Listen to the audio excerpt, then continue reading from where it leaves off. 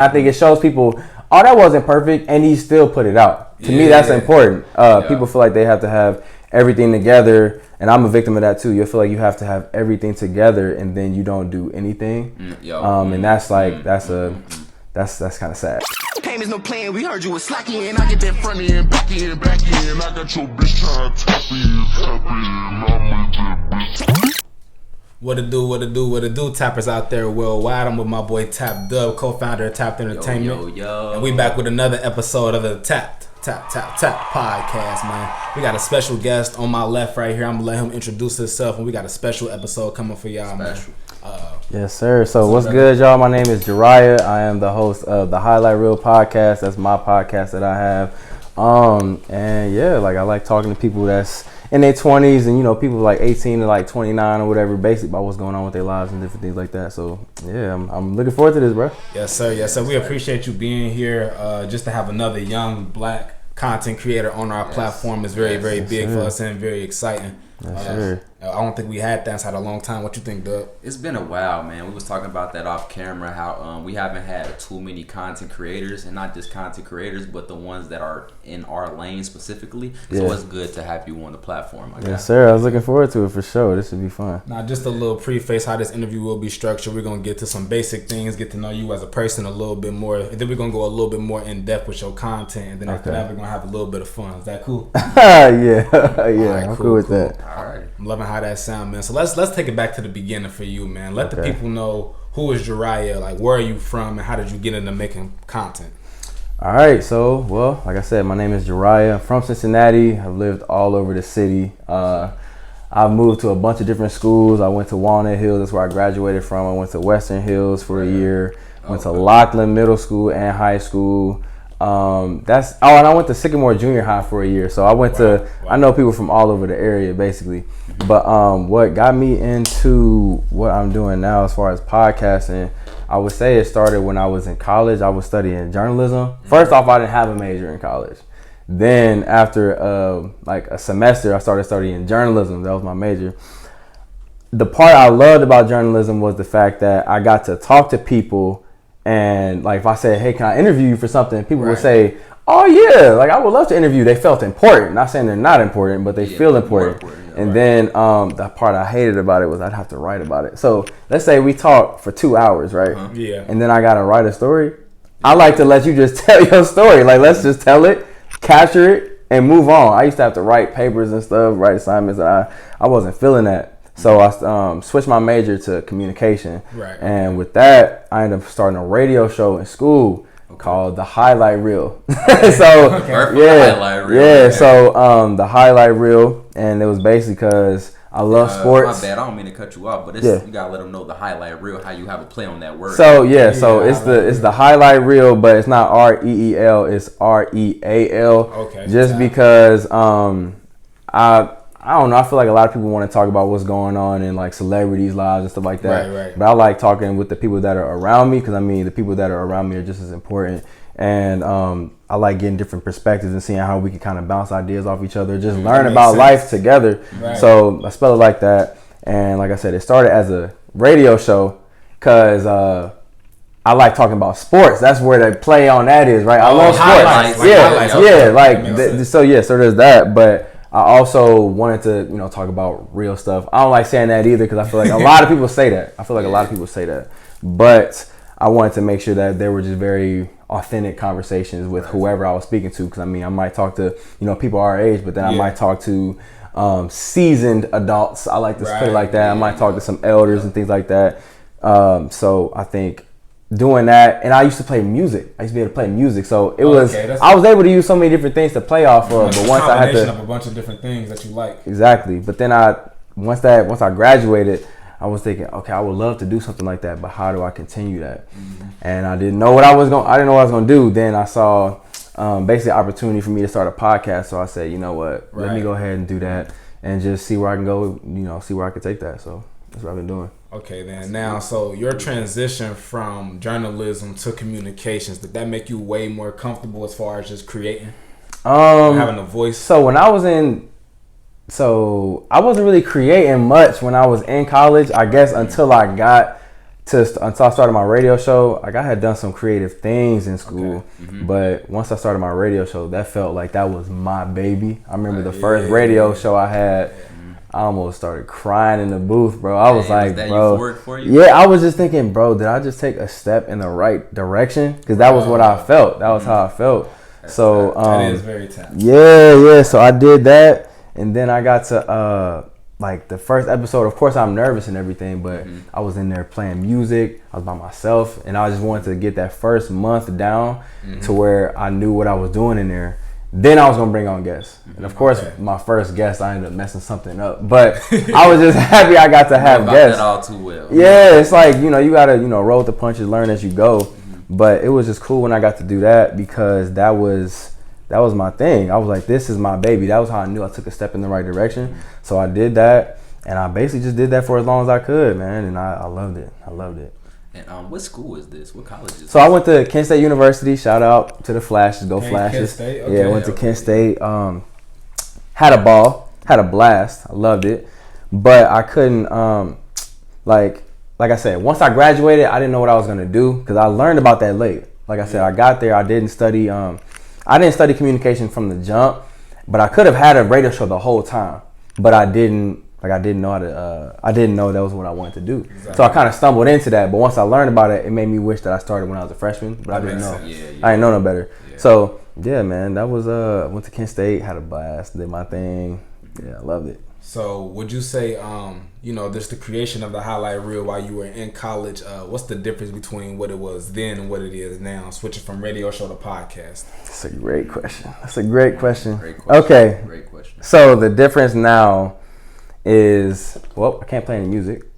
So I can't play any music. Be on your Yeah. Like I really can't play no music. Or I don't. I guess I could, but I don't want to run into no issues. So it's become more about the people I meet with and the people that are around me compared to I was able to talk about things going on my college campus, the music I was playing. I would play more into what was going on in the world because I'm playing. It was like a radio station, so I would have to do ads and stuff. So it was easy for me to talk about. It was easy for me to talk about other current things that were going on as radio, but I had to shift my perspective and say, okay, so if I'm meeting with different people, I want this to age better. So I don't want to keep talking about things that are specific for this time because then once this is past, it might be a little harder to relate to or something because 2 years ago we might have been talking about LeBron doing something right or whatever. But when I talk about it, it's that time. But if I talk about something that's a little more timeless, it can almost be relatable to any kind of time. So it's changed to that, and then it just becomes more centered on who I talk to. So and I'm glad you said that too because what goes into your guest selection? Hopefully you was finished answering that. But. So just to basically finish that out, with everybody I meet with, it changes. The conversation changes. Like the location changes, the conversation changes, and it all just depends on who I'm shooting with. Now, how do I go into who I shoot with? Right. You shoot with a plethora of different people. A lot of different interesting business owners, college students, everything. Sometimes I don't want to say it's random, but it kind of just depends. Like, let's say I see people doing something, or I see someone doing a very interesting thing. I might say, okay, I would like to shoot with them. And then I just go from there. I'll reach out, say, hey, would you be interested in shooting? And then we kind of just go from there. But it depends. Like, if it's, how certain months are like mental health awareness month or Hispanic Heritage Month, just different things like that. Some of that might play into it. Or if it's a certain holiday coming up, some of those different things play into it.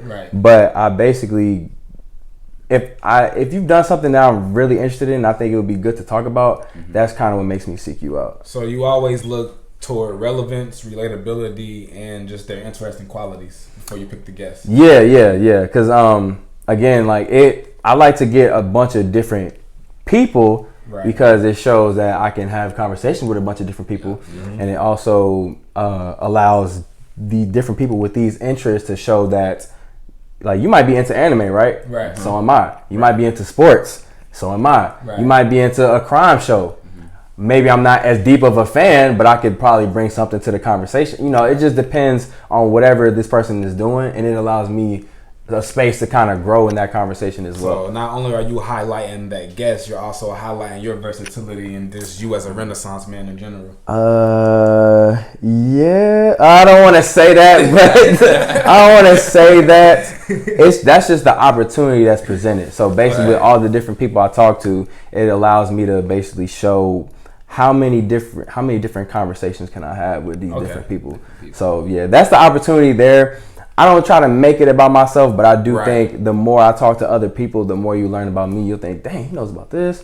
Or he likes talking about this, and that. Because some people tend to maybe not talk about a plethora of things, but I like to talk about a lot of different things. I think that can make the guests a lot more comfortable too when they see that you can relate to, you know, what they got going on, even though they might have, you know, not thought that you were from that background before, had that knowledge before. That's really interesting. Yeah. So like, okay, question for y'all. So what do y'all? So as far as like. You just talked about making your guests comfortable. Yeah. What do y'all do to make your guests comfortable? You want me to start that one off? You can start and I'll pick it up. So we do a lot of stuff, man, to make our guests feel comfortable. One, we try to make sure they come into a clean environment. I believe cleanliness is very important. Very important. Is equal to holiness, and when you come somewhere clean, it smells good. It makes you feel good as well. It increases your confidence.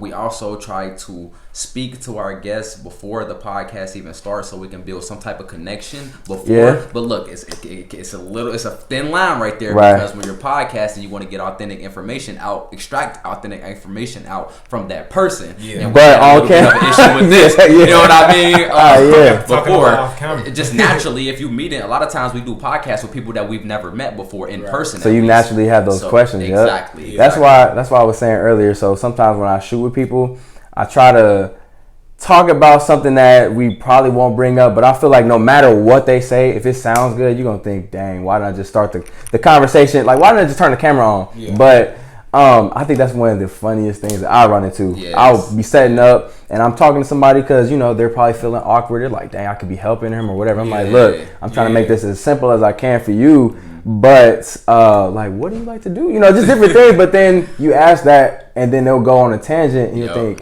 because sometimes I'll have to honestly say, don't say nothing else. Save it, please. Let's try to change the conversation or something, because you got to like space the conversation out before you start. But that's always 10 funny. minutes ago. Yeah, this is funny, man. I would say another thing that's important to us is like doing some research on whoever we're going to bring on our platform too. Just because, you know, when we know information about them that they didn't necessarily give us when they walked in, it makes them a lot more comfortable to share more. I get that. So my take on that is there have been times where I will have something ready before I talk, but then there will be other times where I don't. I think I tend to lean toward not really having anything prepped, just because I feel like I'll have to stick to what I wrote. And if I don't, I feel like, dang, I didn't get enough. I feel like you're always going to have something that you wish you said or asked. That's just, you know, a good conversation, period. And you know, as a content creator, you want to get as much as you can out of it, which I understand, but I like the flow of conversation. I want to be able to just go with the conversation. Maybe I didn't get to ask this, but the conversation felt good and they felt comfortable. That's what's important to me, because then you'll probably get better stuff anyway. Right, okay. And I feel like that's a perfect segue into this question. So what goes into a creation of your episode? Do you have like producers? Do you have a team? What goes into it? Me, myself, and I, man. Shout out Beyonce. It's just me, man. I mean, basically, I'll reach out to the person and I will set everything up as much as I can. I try to make it so all my guest needs to do is just bring themselves. That's really it. Because I feel like that if they feel like they need to bring something or whatever, they might think, dang, what if I forget? It's like, look, I want all the fault to be on me. That way you can just be at ease, just show up, just do what we need to do. But as far as producing, I'm the producer, director, editor, all that stuff. Yeah, it's that's real tough. It's not easy, but I mean, it's part of the grind. I appreciate the grind, and I do feel like I'm learning a lot about myself and a lot about the process, because when there are imperfections in my episodes, I actually love those imperfections. I think it shows people that you can do it. Some people feel like they need everything together. I feel like that at one point too. But in one of my very first episodes of my podcast, I said, just do it scared. Because I mean, if I didn't just do it scared, if I didn't quotables right if I didn't do it, if I never started my podcast when I did, as nervous and scared as I was, who's to say I'd be at this point, right? Then who's to say y'all would have asked me to be on y'all's podcast, right? So it all plays a part. So you got to do it, man. So I got one more question before we finish off the surface level and get a little more okay. with you. As far as you saying you love those imperfections. What's one time where you found an imperfection while going back and editing the video and you found there was something that was very hard to overcome or edit? Oh man, like I said, I shoot at different places, right? Right. Sometimes I might shoot at someone's house. Yeah. And like I always ask. I'll say, hey, are you open to shooting at your house? If not, we can go somewhere else. But you're probably gonna be most comfortable in your home. I'm the one that's gonna be uncomfortable, but I welcome that. I'm embracing that. So with that, I've had episodes where like I shot an episode with a friend of mine, and we shot at a library. Yeah, I like name dropping. Are you okay with name dropping them, or is this like because look, name dropping, this content live forever. So my friend, she has a podcast as well. Okay. It's called Something About Our 20s. I shot with my friend Micaiah. Yeah. And in her podcast and in our episode together, there was an alarm that went off while we shot our episode, and I like that sucks, but at the same time it's funny, and I think it shows people, oh, that wasn't perfect, and he still put it out. To me, that's important. People feel like they have to have everything together, and I'm a victim of that too. You feel like you have to have everything together, and then you don't do anything. And that's like that's kind of sad. So I don't want to do that, and plus, I can't control when they do that. So I mean, is that really my fault? You could always say you could have shot somewhere else. Okay, you don't know what my resources are, or what my time is, or what their time is. So how do we know that? We didn't know that was gonna happen. So yeah, but once it happened, I said, okay, they're probably gonna do another one pretty soon. So I just was cognizant of that time, and we wrapped it up before the next alarm went off. But yeah, just like imperfections like those, I feel like it shows it's relatable. If I mess up, another episode, my friend MK, shout out to her. We were shooting, and the light that I had set up, bro, 2 things happened in that episode. Matter of fact, 2. Yeah, so she had a cat. She had a cat, and I had my camera set up. Her cat started to mess with the setup, so she had to go get the cat and move the cat. So she left the frame. I'm there talking, so I rolled the punches. So I said, we're having a commercial break. That was literally the first thing that came to my mind. I said, we're having a commercial break. Tell a friend. I was just spewing. I was just saying whatever, bro. Until she came back. Then we continued the conversation. Later that episode, I had a light that was set up. The light fell. I had to get up and fix it. Like, all right, so did it just like randomly fall, or was it like already an angle or something? Because I had to travel out there, I have a light that I have. When I'm at home and everything, I can set it up. But when I have to travel, the pole for it is too big for me to take. So I literally just took the light. Like I said, I'm gonna do it however I gotta do it. So I just took the light, and we'll set it up however we gotta set it up. It was fine for most of the episode. Then it fell. So when it fell, again, I don't want my guests to panic. The one that might look bad or whatever is me. So let me deal with that. But I got up, fixed it, and we kept it rolling. I mean, it's not gonna be perfect, but it got done. So that's what's important. I like that. So he said with them imperfections, you just got to improvise every single time. I mean, keep it going. There's not too many things on this earth that are perfect. So, exactly. Why trip? Well, I appreciate that. That was a slight tapped in section. We did some surface level right here. Highlight reel. If y'all don't know, check out this clip from my boy podcast. Let's get it. Yes, sir. If you continue to show up, there is beauty in that, and you may see the fruit of that in some shape or fashion, because it's like, all right, I'm doing this, I'm doing that, and it's scary and it's terrifying. I say that all the time to myself. I might even say it in a rap itself. It's like, dude, I'm scared, but I say that hopefully to at least show other people, like, yes, as confident as I may seem, I still get nervous, I still get scared and stuff, but you have to show up. I still show up just because it's like, bro, I'm doing this for me, and hopefully you can get inspired by it, or maybe it's inspiring someone else to continue to really follow through on what it is that they want to do. Because it's like, bro, you shouldn't limit yourself. Like, whatever limits you think you have, I feel like in this process I've learned they're kind of not there. It's like whatever limit you have, you put that there. What it do? I hope y'all enjoyed that clip. It's your boy Tantrum. The colors got Tap Doug. Got my boy Jhariah right here from Still rocking. Highlight Reel Podcast, Tap Podcast collaboration. We just talked about some surface level things about you and your podcast. Now we about to get a little bit more in depth and talk about you. Okay. So when you were a kid, when you were younger, what did you want to be when you grew up? Did you see yourself being this at 23 years old? Did I see? By this I mean the content. I thought I was gonna be famous. I'm not gonna lie to you. Famous off what is that? Rapping. Seriously? Yeah. So you got a background in hip hop. Yeah, I like rapping. Okay. I don't like saying that because I feel like hip hop is important to a lot of us. I'm very aware, but I feel like a lot of people say they rap, and I don't want that to. It's so many ways. It's plenty of ways out for us, but I just know that rapping was always something that I loved. Mm-hmm. So I used to feel like I was gonna be famous off rapping. The first time I ever rapped, I was 10. Mm-hmm. What was it? It was like, my name is Jhariah. I'm on fire. Didn't I catch your name? Cause you a liar. I'm not gonna continue that because it was bad. It was bad. It was bad. I ain't gonna continue it. But yeah. So I did. I wrote that. Full version of that. I was like 10 when I wrote that, and then I kid you not, I think Justin Bieber was in my head. I was like, Justin Bieber's like 16. I can't remember how old he was, but I'm like, he famous. Right. I could do that. Like, I could be famous by the time I'm 16. Yeah. Mm-hmm. Here I am, about to be 24. So I'm not.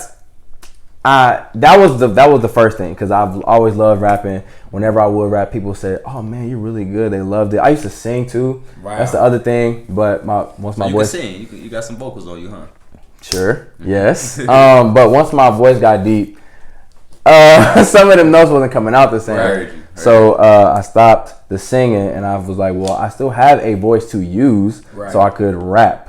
So I was doing that, but then I think I got to high school, went to Walnut Hills. Right. I don't want to say it's an excuse, but school was tough. Right. So I wasn't necessarily as focused on that, and I was really like goal oriented as far as trying to get to college and graduate from college, because neither one of my parents did it. So that was my focus, and I always was saying from the time I was like 17 till I graduated, oh, I'm gonna get back to it, and I never did. So I don't know if y'all saw, but earlier this year I did something called 100 Days, 100 Nights. I was rapping every day for 100 days from January 1st to April 10th.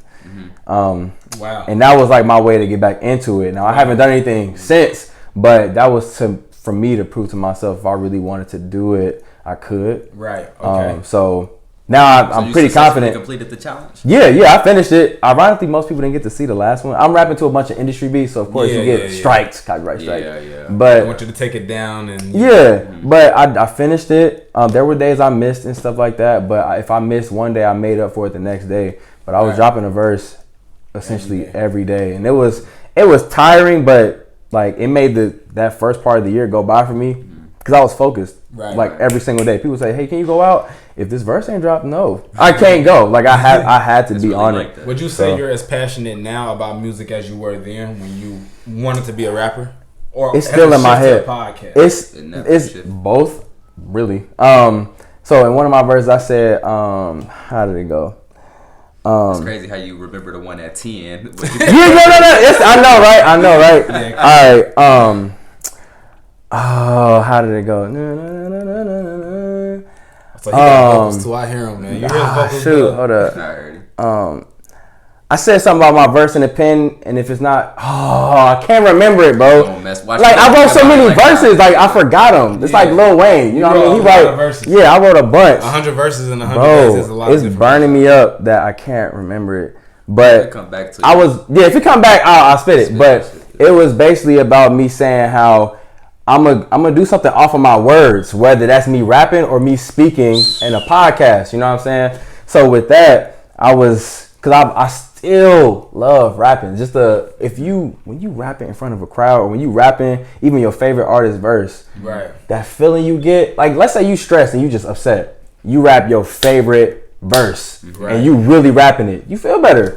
So imagine if it's your own stuff, right? So doing that, I still feel like if I really pursued it, I could do that.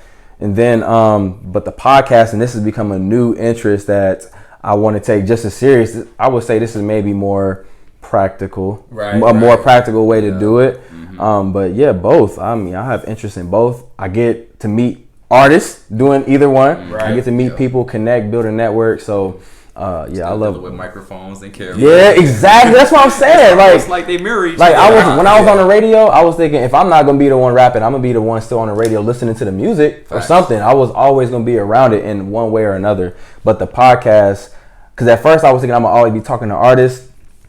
That's like a slippery slope sometimes, because sometimes it might be somebody that you don't listen to, or someone that you don't necessarily like their music, whatever. And that's like that sounds mean, but if I'm trying to help you out, you know what I mean? Yeah, it's like I'm if I don't actually listen to your stuff and I'm not genuinely invested in it, my questions or my attitude might not come off the way you would want me as an interviewer. So it's like that's kind of where some of that seeking you out is. Or maybe your music, that just because I don't like it doesn't mean it's not good. It's just maybe that's not my type of vibe. So it's just different factors that go into it, man. I got one for him. So you mentioned your parents. I want to kind of tap into that. Did your parents implant you with this confidence for you to be able to do content creation? Real similar to what I was about to ask. Seriously, yeah. Because I'm interested in how your parents are and what they implanted. Y'all coming with some questions today. Yeah, we speaking this podcast. I think it's just also funny because like these are the questions that I asked. So now that y'all asking me, it's like, finally I'm on the other side, I guess. But my confidence, I would say, comes from my dad. Okay. I get two-parent a lot. I have both parents. They're not together. Okay. But when you were younger? No.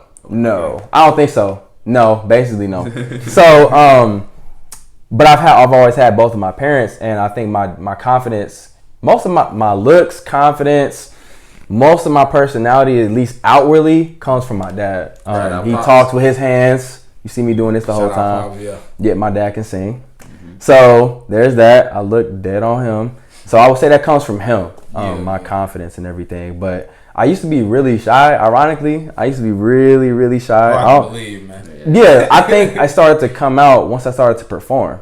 I think the first time I ever sang on stage, I was like 5. And like I said, it didn't look pretty, but it got done. I closed my eyes and I sang. I had to sing. What song? Do you remember what song it was? In the jungle, the mighty jungle, the lion sleeps tonight. I had to sing that. I was in 5th grade, super scared, and I had to sing in front of the crowd because we were singing as a choir. But then my teachers was like, "You should do the solo."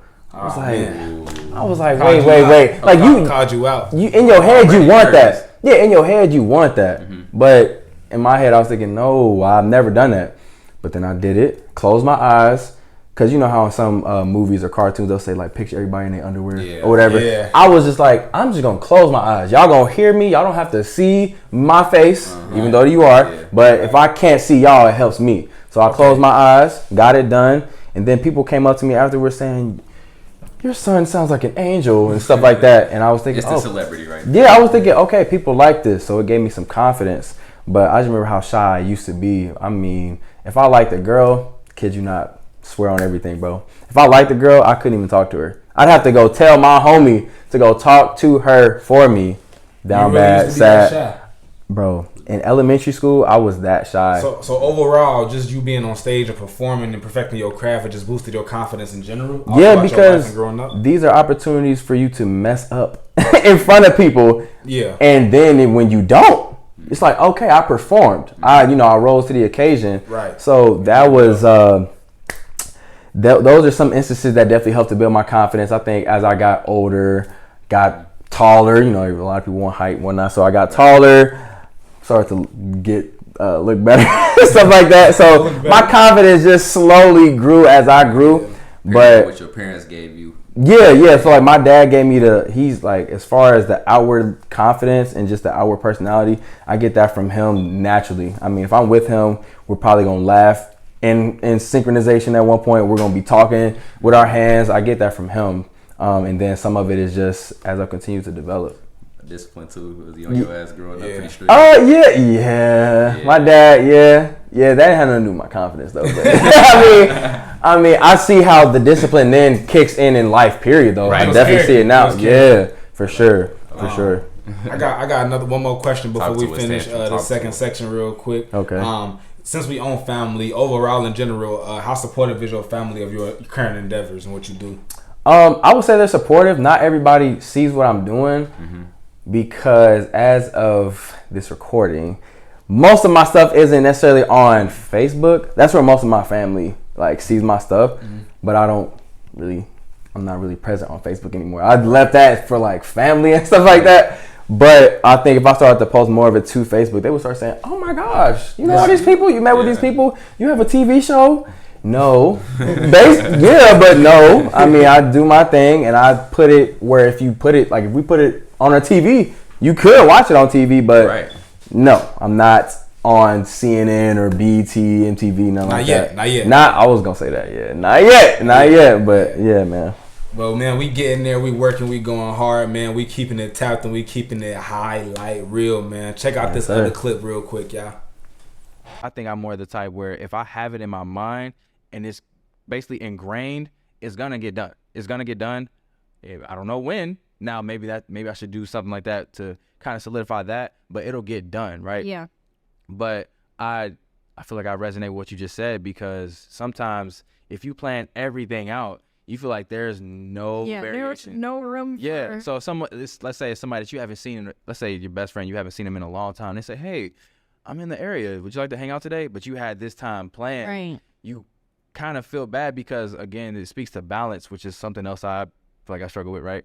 But you want to make sure that you're getting these things done, but at the same time, you have to have a life to live. As someone that would describe themselves as a hard worker, but I don't always plan things. That sounds weird. Yeah. You work hard, but you don't plan what you're going to do. It's like, no, I just get up and do it. Yeah. About to tap into what I like to call the fun section. Okay. This interview can get the that's what we jitters can out get. real quick.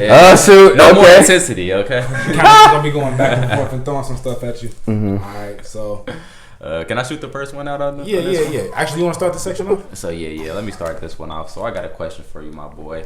Illuminati. You believe in it? How you feel about it? Man, not anymore. I don't. I used to have a legit fear of it when I was younger. I remember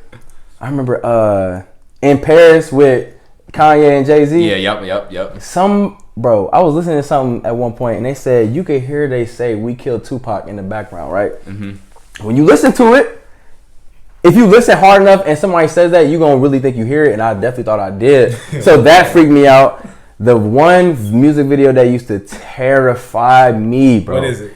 Umbrella by Rihanna. Yeah. I don't know if y'all hip to it. Talking about it right now still freaks me out, because it was Some bad. imagery in there. It was, bro.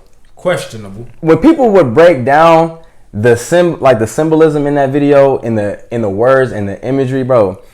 Every time I would watch it, once it got to a certain part, I said I can't watch no more. It was rough. So I used to, but then I started thinking like, okay, yeah, Jay-Z makes a lot of money.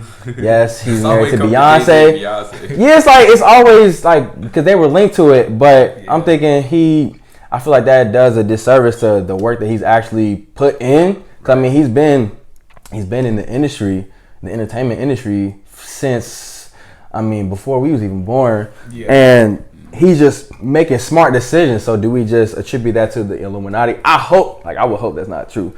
But I'm just thinking, I feel like if he didn't do that off of his hard work, that almost makes it seem as if I can't get that far from my hard work, So I try not to look at it like that. So I don't really think about that like that anymore. But some of these like Grammy wins and whatnot, you would think ain't no way Macklemore won over Kendrick, bro. Right. What are we talking about, it's bro? been 10 years since that happened, just about almost, and that's still unbelievable. That's what I'm saying. So I used to, but no, not anymore. Okay, then that makes a lot of sense. While we talking about people in the industry and just on that in general, since you had a background in radio, going into podcasts, I just want to throw some people out there. And you could just tell me who or who, Oprah or Ellen. Oh, Oprah. Black woman. Yeah. Very philanthropic. I feel like that's something I would want to do.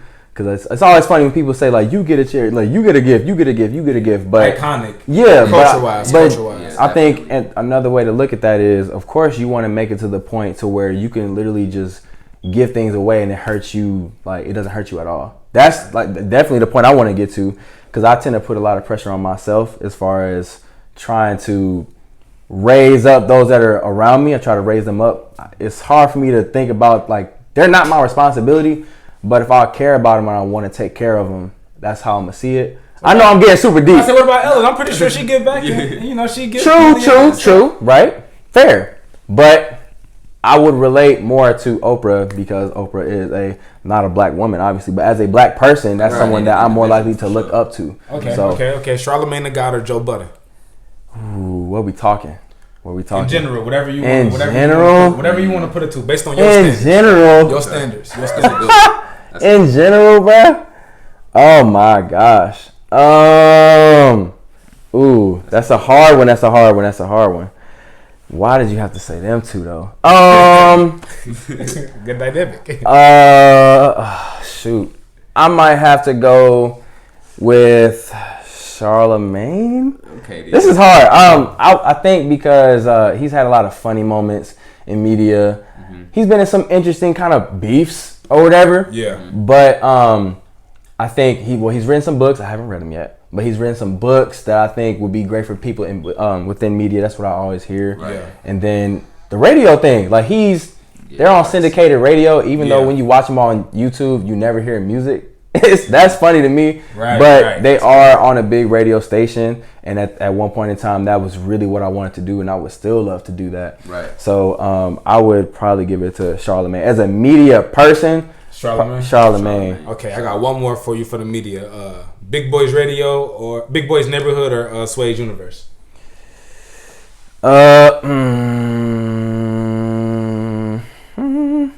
Probably Sway. Sway. Why Sway? Why Sway over Big Boy? They both, they both classic. Because from what I can think of, there have been a lot of hip hop moments on Sway's show. First I can think of, How Sway with Kanye. Yeah. Childish Gambino's Freestyle. Yeah. Ironically, those are like the main two I can even think of. But those alone are pretty big, because I remember Childish Gambino was rapping, started talking as if he was back in the conversation, and brought that back to the rap. I was like, whoa, I don't see that too often. Go back and watch that. It's been and then that was tight. I guess another simple thing. Sway has locks. I had locks. I'm growing my locks back out. Okay. So there's that. I got my stuff going right now. Yeah, so I'm growing my locks back out. So I definitely think probably more so Sway. So yeah. Culture wise, I love it. I haven't really seen too much of Big Boys Radio. I have, but I can't think of any moments that stick out the same as the two I just said for Sway. Mm-hmm. So yeah, I like that. Can I shoot? Yeah, shoot. All right. So this is a question that I came up with from one of the last podcasts, like a few podcasts ago. So what I'm gonna do is say a word, and then you give me the anime that first pops up in your mouth. Oh gosh, say a word. You gonna say a word? Anime section, ladies and gentlemen. And you gonna say a word, and then I have to think of the anime that comes up. Yep, the first anime that comes. And I can say the same anime multiple times if need be, or no? Preferably not. But if I see what you're trying to do. But if that's the one that come into your mind for all of them, then so be it. But like, cause it's the first one, so I can't like deny. I love anime, so this about to be hard. So it's gonna be a lot. You ready? Okay. All right. Angry and an animated Baki. Yeah, I'll go. Let's go Baki. Yeah. Let's go excited. Maybe. Oh shoot! Dang. Excited. I'm gonna go Attack on Titan on that one. I'm excited to see the end. I'm like where's it at? I don't know where. They need to hurry up. So yeah, I say that. And last but not least, sad. Okay. Whoo, dang. The first one that came to my mind was Full Metal Alchemist. I think I know where I'm about to go with this. Okay. Spoiler alert if you haven't seen it. It was when the daughter and that dog. The Chimera when he yeah, to a Chimera. Yeah, yes, bro. Yeah. Woo, Dark boy, as hell. That was dark. Dark would be the word it's for that one. like I can watch Yeah, anime and watch sad moments and not be sad, but when I saw that, Yeah. I was like, bro, that is Dark. dark and deep and sad and sick. It was a lot. So that is the first one that, like, I just thought of them dogs' big old eyes. I was like, I never forgot that. So yeah, I would say that. That's implanted in my mind too forever. So Yeah, that man, that was rough. While we here, you got any animes that have inspired you personally? Oh yeah. Let's Name get them. into Throw it. them out there. All right. Or anime characters, if not anime. Well, my name is Jhariah, so obviously Jhariah. I hate that he's called Pervy Sage. I hate that one, but he taught the goat, and you got to be a goat. Yeah, from Naruto, you got to be a goat to teach a goat. So I would say Naruto. I feel like I'm gonna say the classics like Naruto, Dragon Ball Z. I've been watching One Piece. How far along? They just beat Gecko Moria. See, I don't know. You farther than me. I'm in like, oh, you don't know where? Okay, so I'm in like episode 370 something, and those inspired me because that, and I would say maybe Yu-Gi-Oh too, just because as far as friendship, I feel like people that are not into anime they just won't get it. But when it talks about friendship and being inspired by those that you love and those that you care for, that's a lot of what I get from anime. Right. And then like when they get powered up and all that, that makes me think about how I need to be in the gym. If anything, like, all right, when I need to go hard, I need to go in the gym. Or just as far as how hard I need to go in life, that's where I think about that. But it makes me think about the community and the family around you, because I typically get chills whenever I see friends within anime stand up for each other, die for each other. Like in Naruto, whenever they had to go get Sasuke, right, they would have a squad and they would have to fight another squad. So it will always be one person to fight this person, one person to fight this person, one person to fight this person. So it shows, so it shows that you need those people. Yu-Gi-Oh, they all had the that little tattoo on their hand. That was funny. Dragon Ball Z, Goku will go berserk about any of his family and friends. And then like in One Piece, like I said, where I'm at, one of the characters was about to try and die for Luffy, and then he didn't even want the rest of the crew to know that he almost died. And I'm thinking that takes a level of loyalty, love, appreciation, friendship to be able to do all those things. And you see how I'm breaking this down? People that don't watch anime and not, they don't get it. But this is how deep it gets. That's how I see it. Up too. Like, they really rap. That's how I see it. Oh shoot, Yu Yu Hakusho. Let me throw that one out there. That's a go anime. They were always fighting together, and then the two best friends on there used to fight.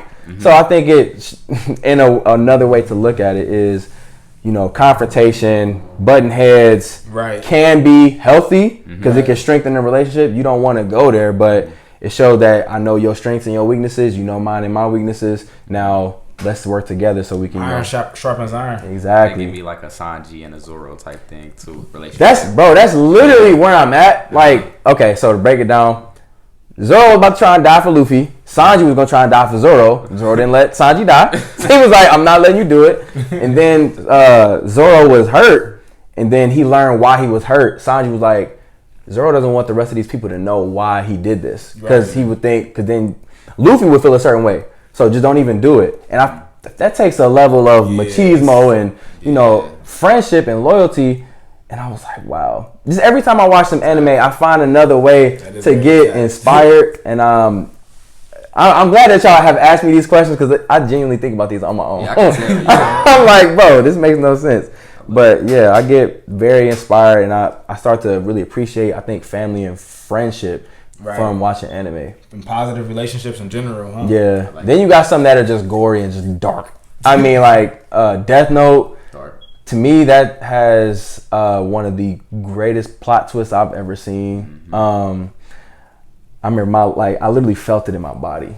I can't say what the scene was, but I ain't seen that yet. yeah, it's just different anime really bring different things out of me, and I've always appreciated it, honestly. Well, if you haven't tapped into all the animes that he just named, definitely tap in, man. Yes, sir, He just please. dropped some gems on y'all. Dropped some gems like he was dropping out of PE, like Kanye West said. But it has been a very, very, very fun episode. We learned a lot about you, dug into your podcast and you as a person. Definitely want to shout out you and just your platform, period, and just your willingness to come on our platform, because we definitely appreciate it for sure. I appreciate it, man. I was looking forward to this, man. I've never been on any other podcast, so as a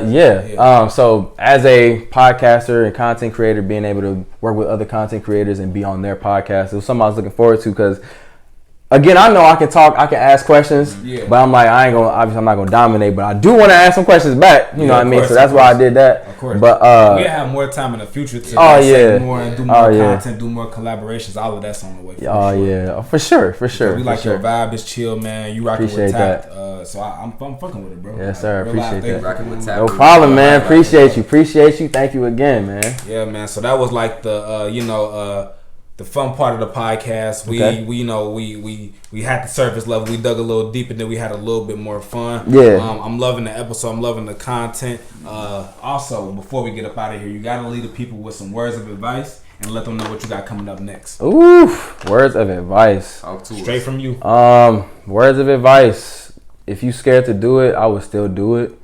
Just because if you don't, how do you know if you'll ever do anything at all? You never know what opportunities will come from it. If I didn't start my podcast over a year ago, as scared and as nervous as I was, who's to say we'd even be able to have this conversation? Right. So you have to start somewhere. That's what I would always say. And you'll learn a lot along the way. I mean, every little mess up that you're going to have, you probably need that to get it out the way. So when you get to a bigger stage, you've already been through those things. So that's what I would say. And stay as positive as you can. Very tangible thing to do is like get in the gym. That's what I would say. Okay. I love being in the gym. Health as well. Yeah, to me that's like a cheat code to life. Whenever I get in the gym consistently, I feel so good. I mean, you look good, you feel good. Confident. You just talk to people. Like I feel like I randomly talk to people all the time because I feel better. You know what I mean? So yeah, man, get in the gym. Do it scared though. That's the one. Like, do whatever you're nervous to do. Try it out. You never know what might come from it. And then what you got coming next? Let the people know what do I have coming next. What the highlight reel got coming next? What's up? I want to see. Well, pretty soon I will be at a podcast summit. Okay. That will be in July. Looking forward to that. Very nervous about that. It's in Miami. I've never been to Miami, but I'm looking forward to that. Sounds like a lot of fun. Probably a lot more collabs. You'll probably see more collabs coming. As far as like other content creators, I might start to be outside a little bit more. Like you were saying earlier, it's getting warmer outside. So I might have to, tap on y'all, get some questions from y'all. Be like, what do you do? What's plan of action? But being outside a little more is definitely in the plans. And yeah, man. I plan to continue to grow my podcast and continue to work with other content creators, man. I'm looking forward to it. All 2023, man. We come with that educational, motivational, entertaining content. It's your boy Tench McColas, accompanied by my motherfucking co-founder Tap Dub. And we out this bitch, man. Shout out Highlight Reel. Peace out. Payments no playing, we heard you was slacky and I get that front end, back end. I got your bitch trying to tap in, I make that bitch.